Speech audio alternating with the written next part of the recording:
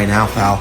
I think you should be called the Parfessor, because all this young man does is rack up par. Parfessor. I love that, actually. You are? Oh, he's the Parfessor. He's the Parfessor. Let's go. And if you're looking for collaborations, try and reach out. To short, we've reached out to everyone and anyone that was interested in golfing. And now we just need to rely on the comment section down below. From the folks there in Jackson, Mississippi.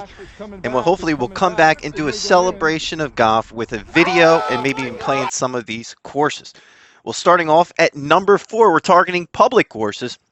The Refuge golf course. It's a 4.3 out of 72 golf reviews online for Google. You can find a decent rate here, but the experience is like none other. I just kind of looking at it, I feel like I want to go there and go play some golf right now. Take a trip and then meet up and play some golf if you're in this area. It's 6,635 yards from those back tees with a slope of 131 and a rating of 71.3. The course was built in 1998 by Roy Case and had some updates in 2019. Believe it or not, this is going to be a legit list with just 4 courses on.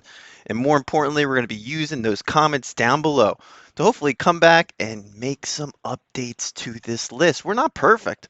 We're trying to bring you educational content while playing a little bit of golf on the weekends along the way. It's hard to do it all, as you know. And more importantly, these courses are cheap and exciting. Let's swing on in to another country club feel at Vicksburg Country Club. It's a 4.5 with only 43 golf reviews, but I think it deserves a little bit higher, and it snuck onto our list here. It's got a lot of fun history, but it's an exciting course that has 18 holes that was built in 1929. So that history really brought it over its edge, and I think it deserves to be up here on this list. It stretches 6,060 yards with a slope of 127 and a rating of 69.9. It's listed as private, but there's some opportunities for public play. Well, if you got to keep an eye on weekend play and some, I think, Golf Now deals, it looked like there were some opportunities. Either way, let's take a look now. So let's swing on in to Eagle Ridge Golf Course, number 3 on this list. And believe it or not, it has a higher golf rating on Google with a 4.6 out of 30 golf reviews. So not many, but we cracked it over its list because it has a full-service golf bar and golf shop. It has private lessons, everything you need to get started here.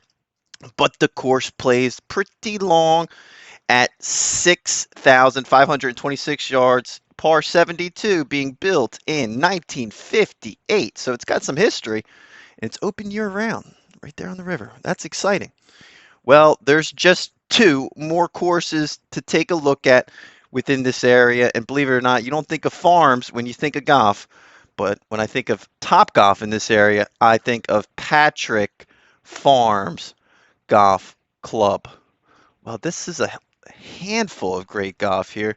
Let's swing on in and take a look at this course, and I think it's a good one at 6,900 yards for a par 72.